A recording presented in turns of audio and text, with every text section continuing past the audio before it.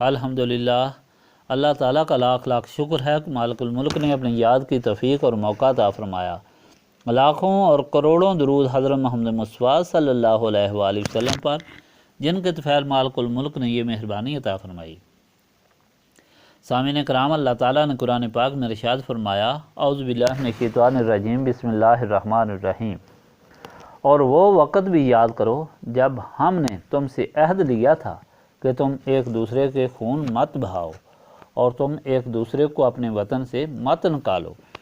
پھر تم نے اقرار بھی کیا تھا اور تم اس بات کے شاہد بھی ہو۔ اللہ تعالیٰ کا یہ ارشاد پاک بھی بنی اسرائیل کے متعلق ہے اور یہود کو مخاطب کر کے فرمایا گیا ہے، کیونکہ وہ ان کے آباء و اجداد ہی تھے جن سے عہد لیا گیا تھا، جنہوں نے بد عہدی کی، جن کے نقش قدم پر یہ یہود چل رہے تھے۔ یہ بھی اسی طرح حکم عدولی اور بد عہدی کر رہے تھے، نافرمانی کر رہے تھے اور ان ہی جرائم کے مرتکب ہو رہے تھے جن سے اللہ تعالیٰ نے منع فرمایا تھا۔ اللہ تعالیٰ یہاں فرما رہا ہے کہ تم کو کہا گیا تھا کہ سوائے اللہ تعالیٰ کے کسی کی عبادت نہ کرنا، اپنے ماں باپ سے احسان کرنا، یتیموں اور مسکینوں کی امداد کرنا، لوگوں سے اچھی باتیں کہنا، نماز قائم کرنا اور زکوٰۃ دینا۔ اس کے ساتھ تم سے وعدہ لیا گیا تھا کہ تم ایک دوسرے کا خون نہ بہانا، ایک دوسرے کو بے وطن نہ کرنا، ایک دوسرے کی زمین پر غاصبانہ قبضہ نہ کرنا، لیکن تم نے ہر حکم کی حکم عدولی کی اور ہمیشہ نافرمانی کی، جس کی وجہ سے تم ذلیل و خوار ہوئے، یعنی تمہارے آباء و اجداد ذلیل و خوار ہوئے۔ اب تم ان کے نقش قدم پر چل رہے ہو، تمہارا انجام بھی وہی ہوگا۔ اللہ تعالیٰ نے بنی اسرائیل سے عہد لیا تھا، مگر بنی اسرائیل نے اس کو بھلا دیا اور نافرمانی کی۔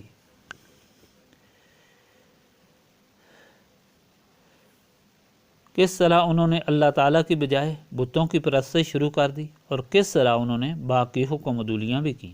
پہلے یہ واقعہ بیان ہو چکا ہے کہ ان بنی اسرائیل میں سے ایک بدبخت نے اپنے بے گناہ چچا زاد کو قتل کیا اور اس خیال سے قتل کیا کہ اس بے اولاد کی ساری جائیداد میں لے لوں گا۔ پھر اس کی لاش کو رات کے اندھیرے میں دوسرے لوگوں کے دروازے پر پھینک دیا اور خون بہا کا مطالبہ بھی کر دیا، جس پر حضرت موسیٰ نے اللہ تعالیٰ سے دعا کی کہ اس آدمی کا قاتل کون ہے۔ حکم ہوا کہ گائے کو ذبح کرو اور گوشت کے ٹکڑے کو اس مردے سے لگاؤ، وہ حقیقت حال بیان کر دے گا۔ چنانچہ ایسا ہی کیا گیا، وہ قاتل پکڑا گیا اور اس کو سزا ملی، وہ جائیداد سے بھی محروم ہوا اور اسے قصاص میں قتل بھی کر دیا گیا۔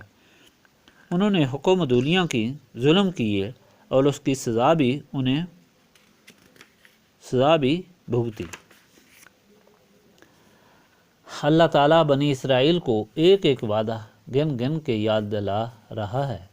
انہیں یہ بھی یاد دلا رہا ہے کہ ان کو حکم عدولی کی سزائیں ملی اور وہ ذلیل و خوار بھی ہوئے۔ سمجھنے والی بات یہ ہے کہ اللہ تعالیٰ کیوں بنی اسرائیل کو بار بار اتنی تاکید سے ایک ایک بار یاد دلا رہا ہے، ایک ایک وعدہ خلافی یاد دلا رہا ہے۔ دراصل بات یہ ہے کہ اللہ تعالیٰ مالک الملک اور رحمان الرحیم ہے، اسے اپنی مخلوق سے بہت محبت ہے، وہ رب ہے اور ربوبیت کا ادنا ترین درجہ والدین کے اندر رکھا جاتا ہے، جس کی وجہ سے والدین اپنی اولاد پر جان و مال ہر چیز قربان کرنے کے لیے تیار ہو جاتے ہیں۔ اللہ تعالیٰ رب ہے، وہ مخلوق سے بہت ہی زیادہ محبت فرماتا ہے، وہ والدین سے بھی کئی گنا زیادہ اپنے بندوں سے محبت فرماتا ہے۔ ایک دفعہ حضور پاک صلی اللہ علیہ وآلہ وسلم مسجد میں تشریف فرما تھے۔ ایک صحابی آئے اور انہوں نے اپنی جھولی میں کوئی چیز رکھی ہوئی تھی۔ جب نبی پاک صلی اللہ علیہ وآلہ وسلم کے سامنے جھولی کھولی تو اس میں کبوتری کے چند بچے بیٹھے ہوئے تھے اور اوپر کبوتری بیٹھی ہوئی تھی۔ رسول پاک صلی اللہ علیہ وآلہ وسلم نے پوچھا کہ یہ کس طرح لائے ہو؟ صحابی نے عرض کی، یا رسول اللہ صلی اللہ علیہ وآلہ وسلم، میں آپ صلی اللہ علیہ وآلہ وسلم کی خدمت میں حاضر ہونے کے لیے آ رہا تھا کہ ایک جھاڑی میں کبوتر کے یہ بچے دیکھے، جنہیں اٹھا کر میں نے اپنی گود میں لے لیا۔ کبوتری آئی اور وہ بھی اوپر بیٹھ گئی۔ نبی پاک صلی اللہ علیہ وآلہ وسلم نے ارشاد فرمایا، دیکھو اس کبوتری کو اپنے بچوں سے کتنی محبت ہے۔ پرندہ انسان سے دور بھاگتا ہے، لیکن یہ اپنی جان بھی قربان کر کے انسان کی جھولی میں آ کر بچوں کے اوپر بیٹھ گئی ہے۔ یاد رکھو، اللہ تعالیٰ کو اس کبوتری سے کئی گنا زیادہ اپنی مخلوق سے محبت ہے۔ اللہ تعالیٰ رحمان اور رحیم ہے، اسے اپنی مخلوق سے بہت محبت ہے، اس لیے وہ یہ قوانین بنی اسرائیل کو یاد دلا رہا ہے، بار بار تاکیداً انہیں سمجھا رہا ہے کہ وہ ان قوانین کی پابندی کریں۔ کون سے قوانین کی؟ سوائے اللہ تعالیٰ کی کسی کے سامنے سر مت جھکاؤ۔ عزت نفس کا کتنا اعلیٰ سبق دیا جا رہا ہے اور کتنی مشکلات سے بچایا جا رہا ہے۔ اپنے والدین سے احسان کرو اور ان کی خدمت کرو، اس لیے کہ والدین ہی ایسی مخلوق ہیں کہ جو بغیر کسی طمع اور لالچ کے اولاد کی خدمت کرتی ہے۔ اولاد جتنی بھی خراب ہو، والدین کے لیے دل میں ان کے لیے اتنی ہی زیادہ توجہ اور ہمدردی ہو جاتی ہے کہ کسی طریقے سے یہ صحیح راستے پر آ جائیں۔ اولاد کتنی ہی ترقی کر جائے، والدین ہی ایک ایسی مخلوق ہے جنہیں اپنی اولاد سے حسد نہیں ہوتا، بلکہ ان کی عزت اور ترقی پر وہ خوش ہوتے ہیں۔ رشتہ داروں سے لحاظ کا حکم بھی اس لیے دیا گیا کہ وہی سب سے قریب معاشرہ ہوتا ہے، اور جس معاشرے میں یتیموں مسکینوں کی امداد کی جائے، ان کا لحاظ رکھا جائے، اور جہاں اپنے قول و فعل کی اصلاح کی جائے اور ایک دوسرے سے اچھی باتیں کی جائیں، وہ کتنا حسین معاشرہ بن سکتا ہے جو بالکل جنت نظیر ہوتا ہے۔ گویا اللہ تعالیٰ جس نے اپنی مخلوق کے لیے جنت بنائی اور جس میں تمام نعمتیں رکھی ہیں، اس قسم کی جنت دنیا میں بھی اپنی مخلوق کے لیے چاہتا ہے، لیکن مخلوق اس جنت کو جہنم بناتی ہے، وہ اپنے اعمال و اقوال سے بناتی ہے۔ وہ ایسے لوگ ہوتے ہیں جو اللہ تعالیٰ کی حکم عدولی کرتے ہیں۔ یہ سب کچھ اللہ تعالیٰ اپنی مخلوق کی بہتری کے لیے ہی فرما رہا ہے، اور نہ وہ کسی کا محتاج ہے، نہیں ہے وہ کسی فائدے کا محتاج، اور نہ کسی نقصان سے ڈرنے والا ہے، اور نہ اس کا کوئی نقصان ہو سکتا ہے۔ وہ نقصان اور فائدے سے پاک ہے۔ یہ سب مخلوق کی بہتری کے لیے ہی فرمایا جا رہا ہے۔ یہ سبق یہود کو مخاطب کر کے دیا جا رہا ہے۔ یہ تاریخی واقعات ہیں جنہیں قرآن پاک میں بیان کیا گیا ہے تاکہ نبی پاک صلی اللہ علیہ وآلہ وسلم کی امت کی اصلاح اور اچھائی کا سبب ہو۔ نبی پاک صلی اللہ علیہ وآلہ وسلم کی امت دنیا اور آخرت میں غموں سے نجات حاصل کر کے سرفروش اور سرفراز ہو۔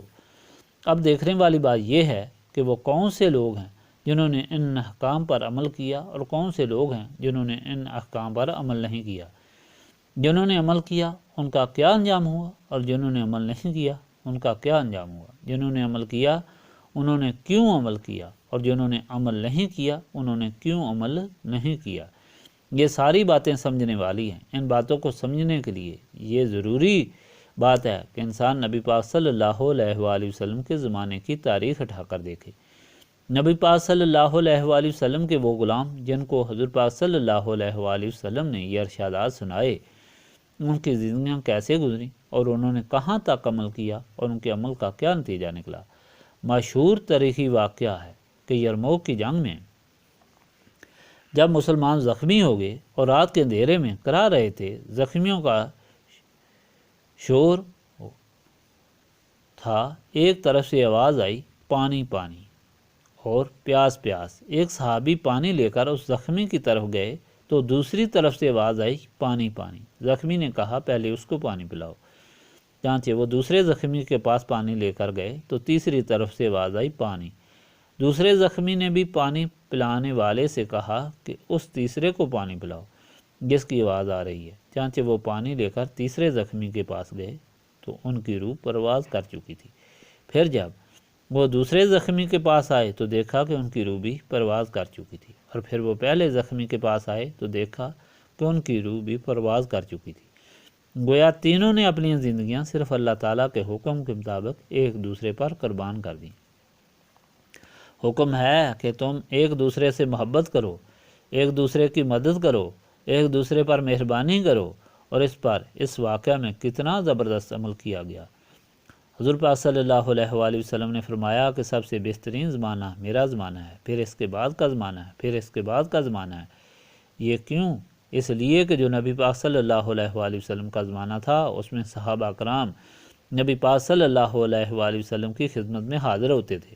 انہیں نبی پاک صلی اللہ علیہ وآلہ وسلم سے ایک ایسا تعلق تھا، ایک ایسی محبت تھی، ایک ایسی نسبت تھی جس نے ان کے سارے عیوب کو جلا دیا تھا، ان کی ساری دنیاوی خواہشات کو ختم کر دیا تھا، ان کے سینوں کو نبی پاک صلی اللہ علیہ وآلہ وسلم کے نور سے منور کر دیا تھا، جس کی وجہ سے ان کے دل میں اگر عزت و عظمت تھی تو صرف اللہ تعالیٰ اور رسول صلی اللہ علیہ وآلہ وسلم کے حکم کی تھی۔ انہوں نے اپنی زندگیاں اللہ تعالیٰ اور رسول پاک صلی اللہ علیہ وآلہ وسلم کے حکم پر قربان کر دیں۔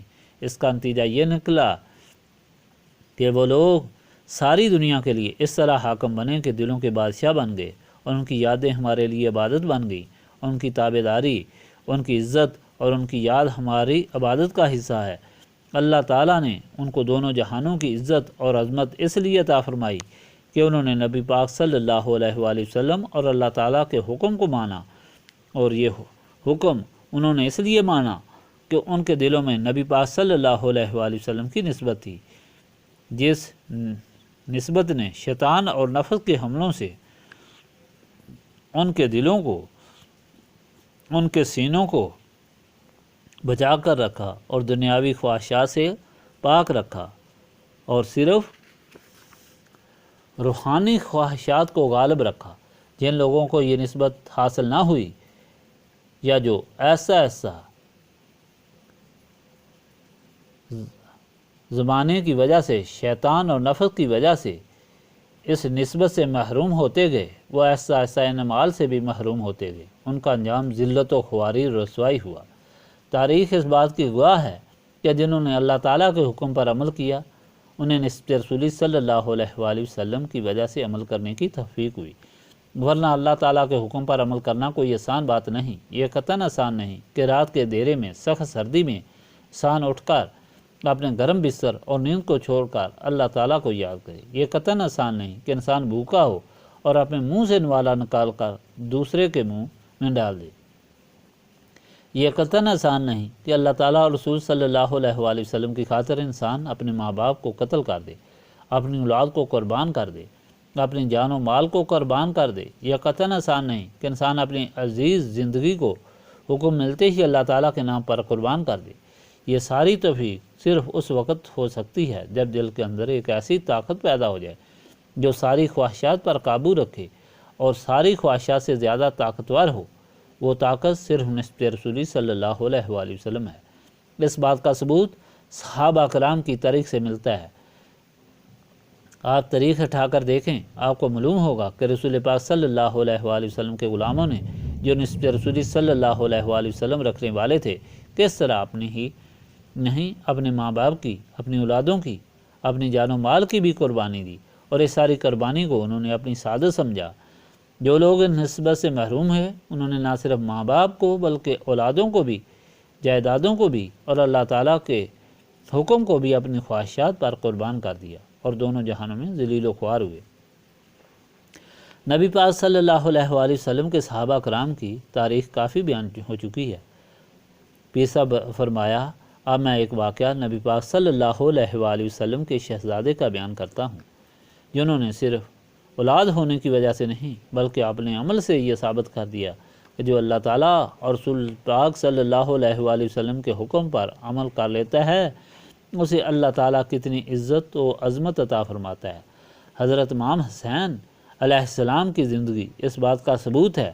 جب یزید پلید نے نبی پاک صلی اللہ علیہ وآلہ وسلم کے دین کو خراب کرنا شروع کیا اور اس میں اس قسم کی خرابیاں پیدا کرنی شروع کر دیں کہ دین کو ختم کرنے کی سازش بنائی، تو حضرت امام حسین علیہ السلام نے یہ ذمہ لیا کہ میں اپنے آقا، اپنے مولا صلی اللہ علیہ وآلہ وسلم کے دین کے لیے اپنی زندگی کو قربان کروں گا۔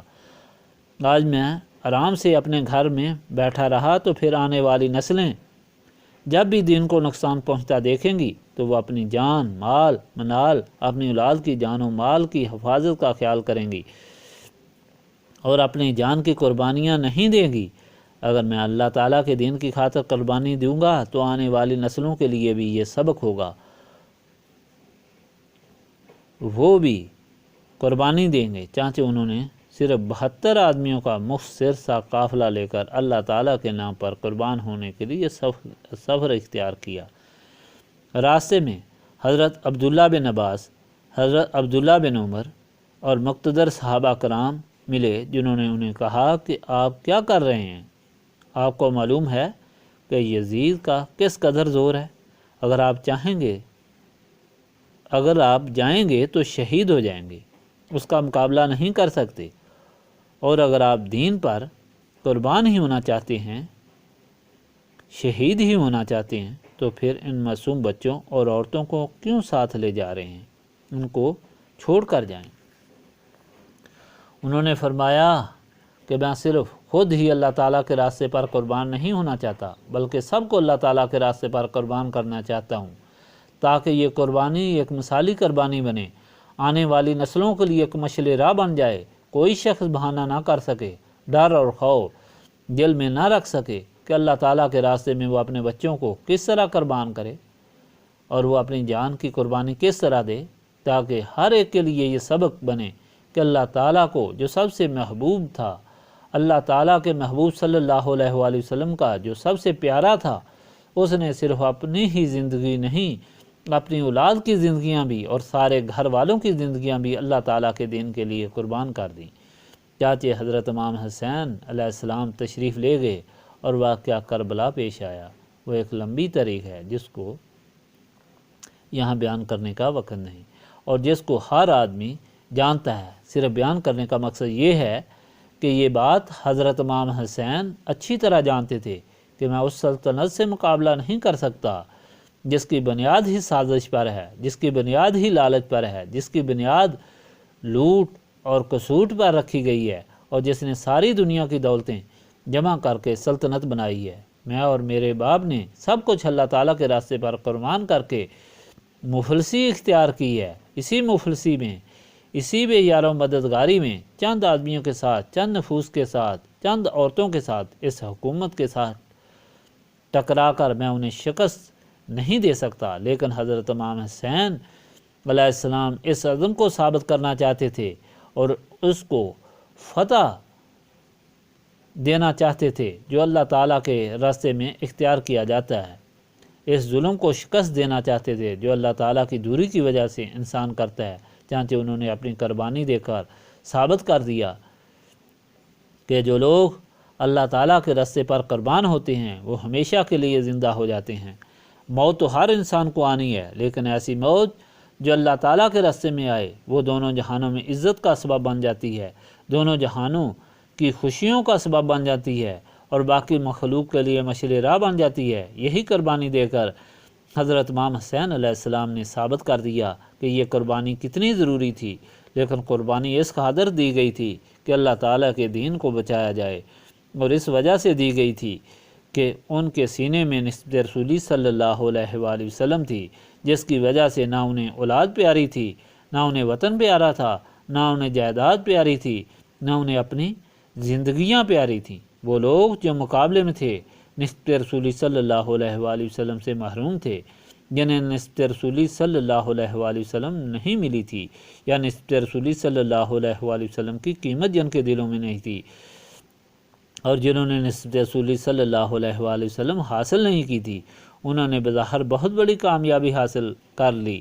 اللہ تعالیٰ کے رسول صلی اللہ علیہ وآلہ وسلم کے شہزادے کو شہید کر دیا اور بے گناہ شہید کر دیا، لیکن اس کا انجام یہ ہوا کہ وہ سارے لوگ صرف تہ و تیغ ہی نہیں ہوئے، وہ اپنی خواہشوں، اپنی دولتوں، اپنے گھروں سے ہی محروم نہیں ہوئے، بلکہ دونوں جہانوں میں ذلیل و رسوا ہوئے۔ تاریخ ہمیشہ ہمیشہ ان پر لعنت بھیجتی ہے اور بھیجتی رہے گی۔ وہی ابن زیاد جس نے حضرت امام حسین علیہ السلام کو شہید کروایا، چند دنوں کے بعد ہی مختار سکھوی کے ہاتھوں قتل ہوا اور اس کا سر کوفہ کے چوک میں لٹکایا گیا۔ ساری مخلوق جمع ہو کر اس کا تماشا دیکھنے کے لیے آئی تھی۔ ایک راوی بیان کرتا ہے کہ میں نے آواز سنی، وہ آیا، وہ آیا، وہ گیا، وہ گیا، تو میں حیران ہوا کہ یہ کیا آواز ہے۔ چنانچہ میں نزدیک چلا گیا اور دیکھا کہ ابن زیاد کا سر لٹکا ہوا ہے اور ایک کالے رنگ کا سانپ اس کی ناک میں داخل ہوتا ہے اور ناک سے داخل ہو کر پھر منہ سے باہر نکلتا ہے، اور اس طرح پھر داخل ہوتا ہے اور پھر نکلتا ہے۔ اس سانپ کو لوگ دیکھ کر کہتے ہیں کہ وہ آیا، وہ آیا، وہ گیا، وہ گیا۔ یہ اس کا دنیا میں انجام ہوا اور ہمیشہ ہمیشہ کے لیے وہ ملعون ہوا۔ سارے لوگوں نے یزید کو لعنتیں بھیجی اور آخرت میں بھی رسوا اور ذلیل و خوار ہوگا۔ سامعین کرام، یہ سب بیان کرنے کا مقصد یہ ہے کہ دونوں جہانوں کی خوشی، دونوں جہانوں کی عزت اور دونوں جہانوں کی سرخروئی صرف اس میں ہے کہ اللہ تعالیٰ اور رسول پاک صلی اللہ علیہ وآلہ وسلم کے احکام کی پابندی کی جائے۔ اللہ تعالیٰ اور رسول پاک صلی اللہ علیہ وآلہ وسلم کے احکام کی پابندی انسان صرف اسی وقت کر سکتا ہے کہ اس کے سینے میں ایک ایسی طاقت موجود ہو جو شیطان اور نفس سے مقابلہ کرے، دنیاوی خواہشات کو مغلوب کر کے خدائی خواہشات کو غالب کرے، اور وہ طاقت نسبت رسول صلی اللہ علیہ وآلہ وسلم ہے۔